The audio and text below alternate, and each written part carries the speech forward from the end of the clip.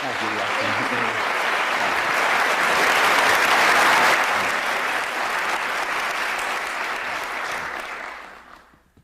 Testing, 1 million, 2 million, 3 million. So a lot of good things have happened to me because of the University of Nebraska. I received a terrific education here. I was telling the dean the most valuable thing I learned here, but I learned a lot, but the most valuable was accounting, and we had a wonderful professor named Ray Dean. There may even be something named for him down here, isn't there? Yeah, he was, I'd been to the Wharton School, I went to Columbia Graduate School subsequently, and I took a lot of accounting courses, but by far the best instruction I received in accounting came from Ray Dean, and there's nothing more important. People ask me what they should take in business school, or even if they don't go to business school, what they need to know before getting in business, and I tell them, you have to understand accounting. It's the language. I mean, it's like being in a foreign country without knowing the language if you're in business and you don't understand accounting. So you want to get as comfortable with that as you are with the English language.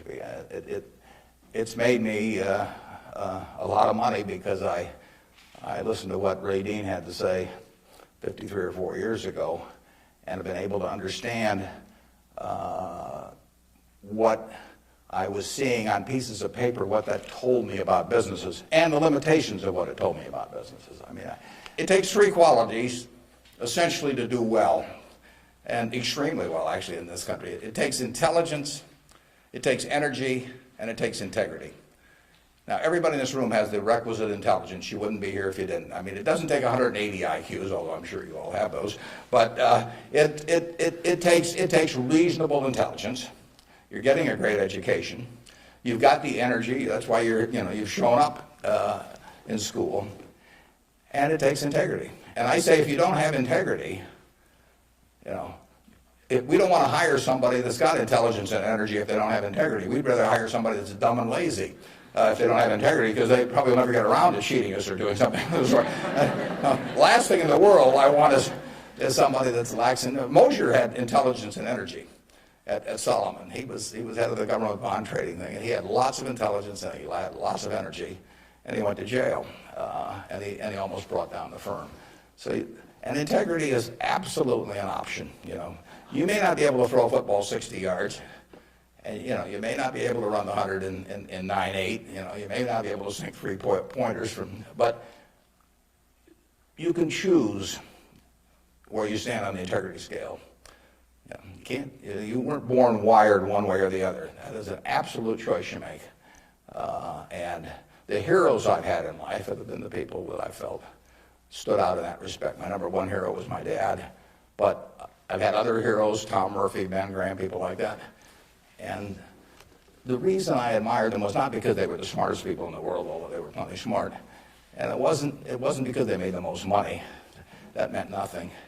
It's really because I felt they were the classiest people that I ever met in my life. I mean, I saw them behave over year after year after year in a way that I could write their story on the front page of any newspaper, and even in an unfriendly tone, and I could not do anything that would embarrass them in the least. They behaved extraordinarily well.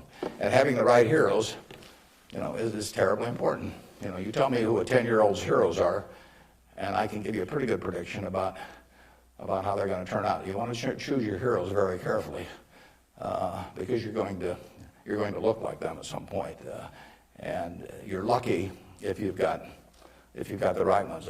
I'll give you an aside, and then we'll get on to your questions. But it's something, you're not parents yet, most of you. But when you're a parent, you are the natural hero of your child. You're this great big thing here. There's two of you great big things, and there's a little tiny child dependent on you. Everything. You are the natural hero, and anything they get in school, subsequently, or anything else, they're going to be shaped more by what they see in this behavior of yours toward them than anything that will impact them later in their lives. And if they want you to be the hero, you can destroy that, of course, and you've seen it done many, many times. But actually, if the parents are proper heroes, the child is about 90% of the way home. And you're lucky if you've had parents like that. And you can be that to your children, or you can be something else. And you're shaping that person. It's nice to learn accounting when you get to Nebraska, but the behavior model that you take on is incredibly important. Good morning. When you were rejected from Harvard Business School, it was obviously somewhat of a failure in your mind. How do you adapt to your failures in life to make you more successful? Yeah, well, that's a very good question. How do you turn failure into a plus? And it's true. When I was at the University of Nebraska, one day I was reading the Daily Nebraskan, and it said in room 300 or something, at 3 o'clock there will be this panel of 3 professors here at the university, and they're going to award the Nathan Gold Scholarship. I don't know whether you still have that around. And at the time, it said it would give you $500 to go to the graduate school of your choice. I don't know whether it's changed in amount, but that was it. So I read this, and I went there to this room at 3 o'clock that day, or whatever it was, and I walked in the room, and there were the professors, and I was the only student that showed up. I mean, it really got to them. I mean, they were stuck. They kept waiting and looking at their watch and hoping there'd be more candidates, but no one came in. So I won $500 by default. And those are usually my biggest triumphs when nobody else shows up.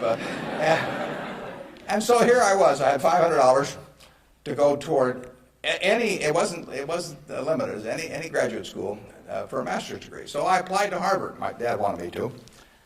And I shortly heard from Harvard, and they said, go to Chicago and meet this fellow who interviews applicants from the Midwest. So I got on the train, and that's what you did in those days, and I spent about 10 hours on the Burlington going to Chicago. Then I transferred to another little interurban train to go up to this country day school where this fellow was the headmaster, and he was the big interviewer for Harvard. And I got there, and after about 10 minutes, he said, better think about something else. He come back later on. I was 19 at the time, and I looked about 12, and I acted about 8. So it was not a great combination. So he said, forget it. So I took the little interurban train back to Chicago, and I took the 10-hour train back to Omaha. And all the time I'm thinking, what do I tell my parents? It's kind of embarrassing. But it was the luckiest thing that ever happened to me. Because if I'd gone to Harvard, I would have gone to a 2-year business school. I instead applied to Columbia, where I could graduate in 1 year and get a master's degree. Luckily, that by the accident of it and being in the Nebraska National Guard, which did not get called up for the Korean War, I missed going in the Korean War.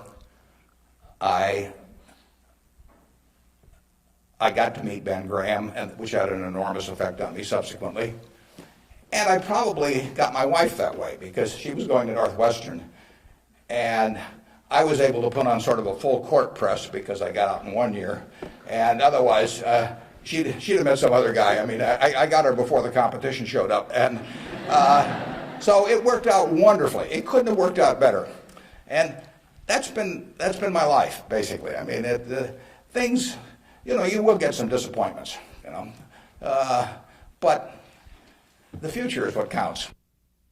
It'd be fun if I knew every decision I was going to make was going to be perfect. It would not be as much fun. It'd be like playing golf and knowing you're going to hit a hole-in-one on every hole. You wouldn't play golf if every time you got on a tee, you just took a swing and the ball ended up in the hole. It'd be fun for a few days. You get on TV, but the game would not be any fun.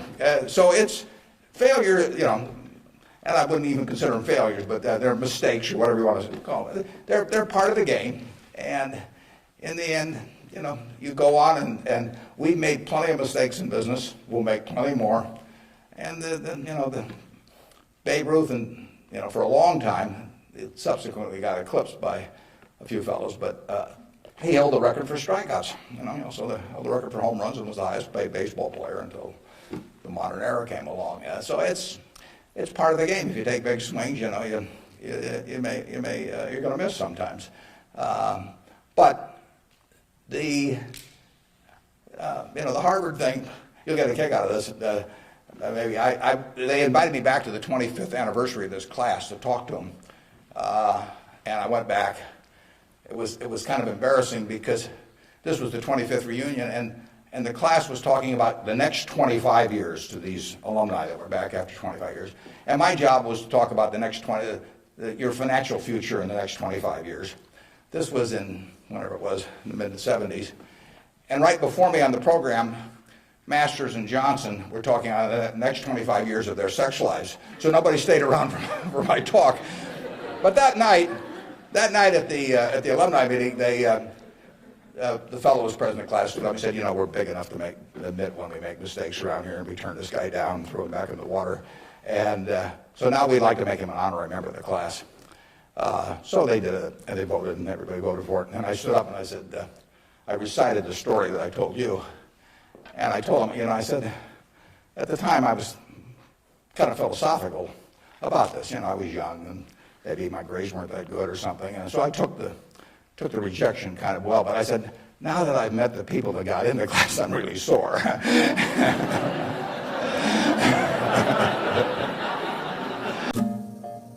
Ted Williams wrote a book called The Science of Hitting, and in it he had a picture of himself at bat and the strike zone broken into, I think, 77 squares. And he said if he waited for the pitch that was really in his sweet spot, he would bat 400, and if he had to swing at something on the lower corner, he would probably bat 235. And in investing, I'm in a no-called strike business, which is the best business you can be in. I can look at 1,000 different companies, and I don't have to be right on every one of them or even 50 of them. So I can pick the ball I want to hit. And the trick in investing is just to sit there and watch pitch after pitch go by and wait for the one right in your sweet spot. And if people are yelling, swing you bum, ignore them. There's a temptation for people to act far too frequently in stocks simply because they're so liquid. Over the years, you develop a lot of filters. And I do know what I call my circle of competence. So I stay within that circle, and I don't worry about things that are outside that circle. Defining what your game is, where you're going to have an edge, is enormously important. Big opportunities in life have to be seized. We don't do very many things, but when we get the chance to do something that's right and big, we've got to do it. And even to do it in a small scale is just as big a mistake almost as not doing it at all. I mean, you've really got to grab them when they come, because you're not going to get 500 great opportunities. You would be better off if when you got out of school here, you got a punch card with 20 punches on it. And every financial decision you made, you used up a punch. You'd get very rich because you'd think through very hard each one. I mean, you went to a cocktail party and somebody talked about a company you didn't even understand what they did or couldn't pronounce the name, but they made some money last week and another one like it. You wouldn't buy it if you only had 20 punches on that card. There's a temptation to dabble, particularly during bull markets. In stocks, it's so easy. It's easier now than ever because you can do it online. Just you click it in and maybe it goes up a point and you get excited about that and you buy another one the next day and so on. You can't make any money over time doing that. But if you had a punch card with only 20 punches, you weren't going to get another one the rest of your life. You would think a long time before every investment decision, and you would make good ones and you'd make big ones. And you probably wouldn't even use all 20 punches in your lifetime, but you wouldn't need to. Yep. The question is about diversification, and I've got a dual answer to that. If you are not a professional investor, if your goal is not to manage money in such a way as to get a significantly better return than the world, then I believe in extreme diversification. I mean, so I believe 98 or 99%, maybe more than 99% of people who invest should extensively diversify and not trade. So that leads them to an index fund type of decision with very low costs. Because all they're going to do is own a part of America. And they made a decision that owning a part of America is worthwhile. I don't quarrel with that at all. That is the way they should approach it, unless they want to bring an intensity to the game to make a decision and start evaluating businesses.